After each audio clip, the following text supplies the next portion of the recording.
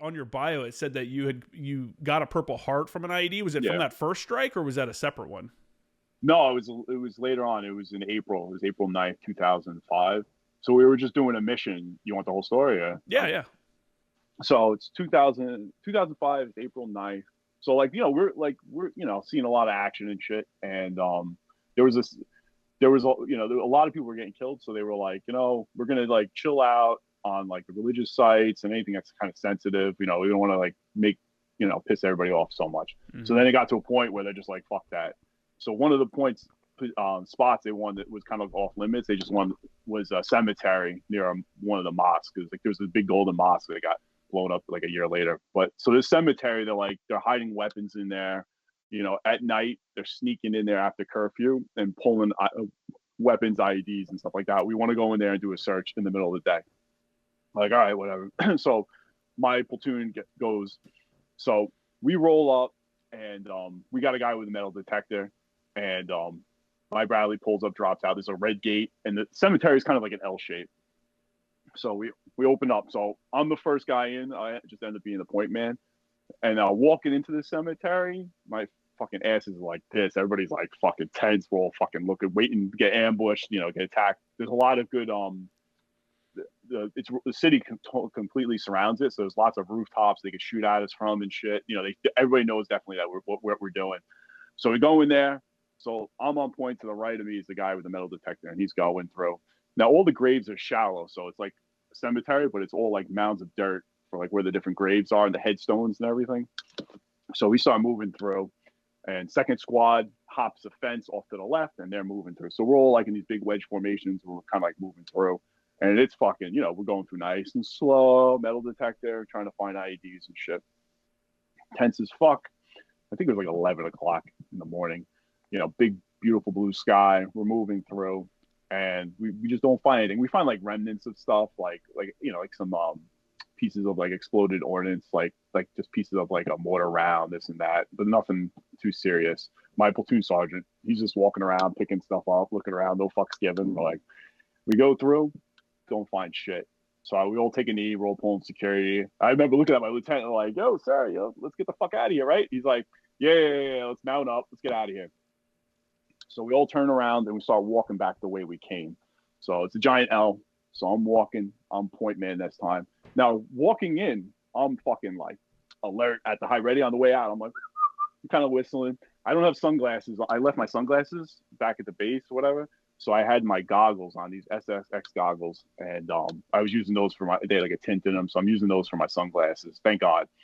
And I'm walking. So my squad makes a left, go towards the red gate, get the hell out of there. Second squad's moving forward. They start to begin to hop the wall to go into an alleyway to get out of the cemetery. So I'm walking and I'm coming real close to this red gate. I see it coming up. I'm looking. I look down at the ground. I'm just kind of walking. Boom! The fucking earth just flies right up next to me. Right next to me, fucking dust, smoke. Fucking, I go flying like 4 feet in the air. My rifle goes flying. I land on my back. The hole from the explosion is 6.5 feet wide by 3.5 feet deep. Fucking giant monster bomb.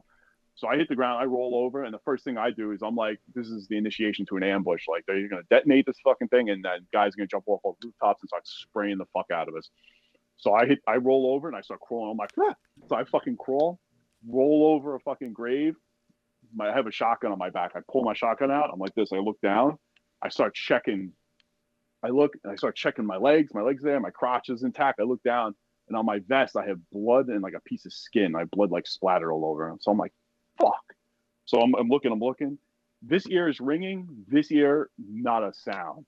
I'm like, those motherfuckers, they blew my fucking ear off. I'm like, like, so I'm like this, and my finger, I don't want to touch it. I'm like, is this gonna be this fucking like slag of meat? So I'm like this. I'm like, it's all there. It's all right. Good.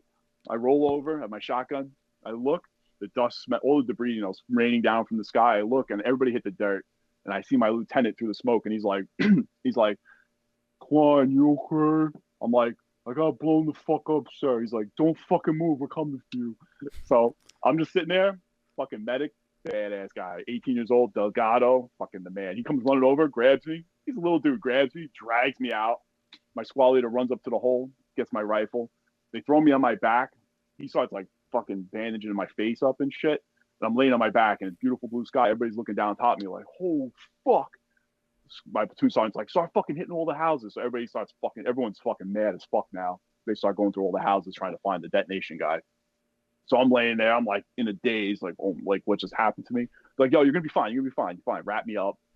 Once I got wrapped up, I stood up. I felt like I know I'm not gonna die. I'm like, I felt like a fucking badass. Now I'm like, I got like blood in my teeth, my face is all cut up and shit.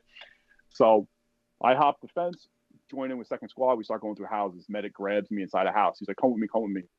Go into a room. He's like, yo, take all your clothes off from like the waist up. He wanted to make sure I had no puncture wounds that I didn't know about, and my adrenaline was going, so I didn't feel them. So I fucking undress. People in the house are screaming in the background, everything. And what do you call it? So I have nothing.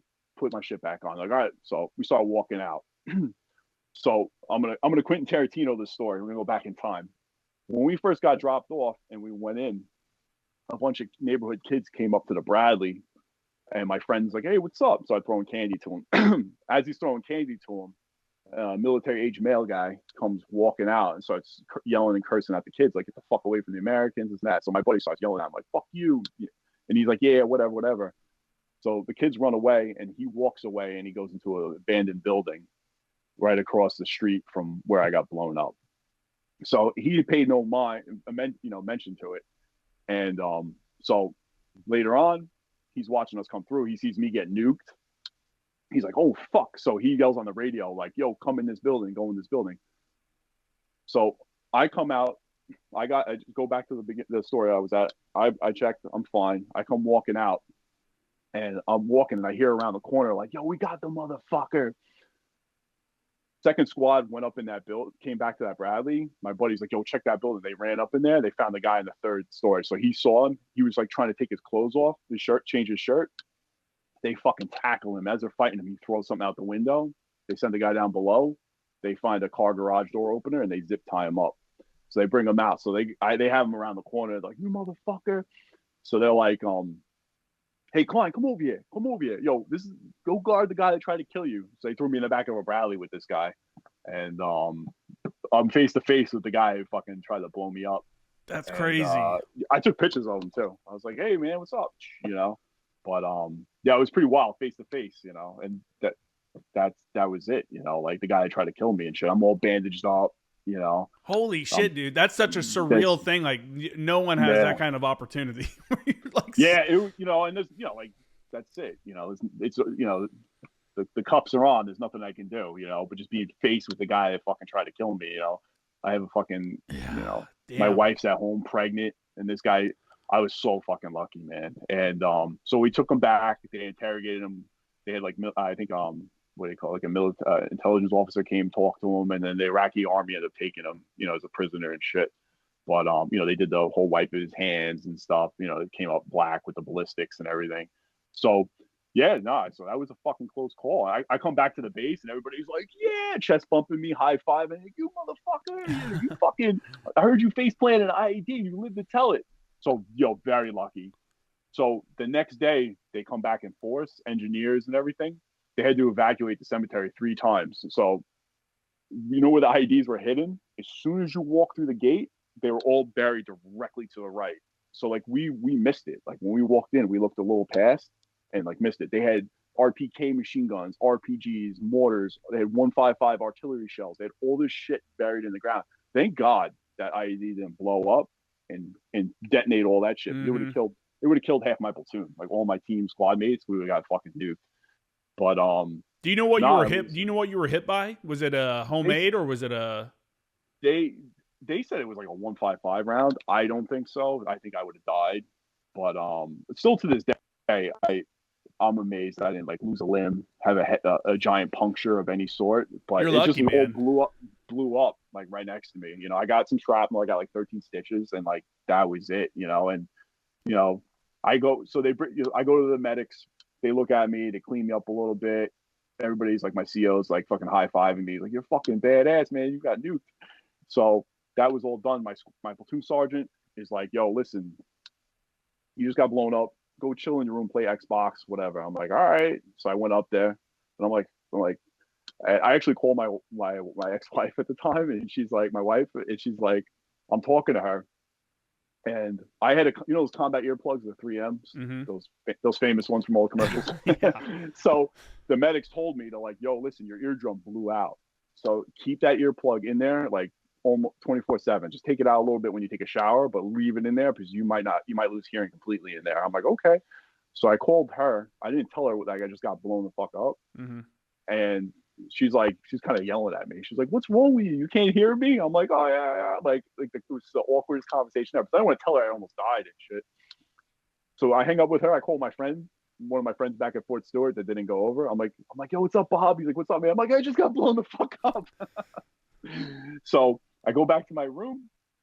I'm sitting down to play Xbox, and my platoon sergeant comes in. He's like, "Yo, listen, I know you just got blown up. I told you to chill, but, like, we're going back out. We got, like, this mission that just came up. Like, I really need you. Could you wasn't even telling me. He was like, would you mind coming out? Because, like, we don't have a lot of guys. I'm like, absolutely. I threw my shit on and I fucking went out there and did missions all night, because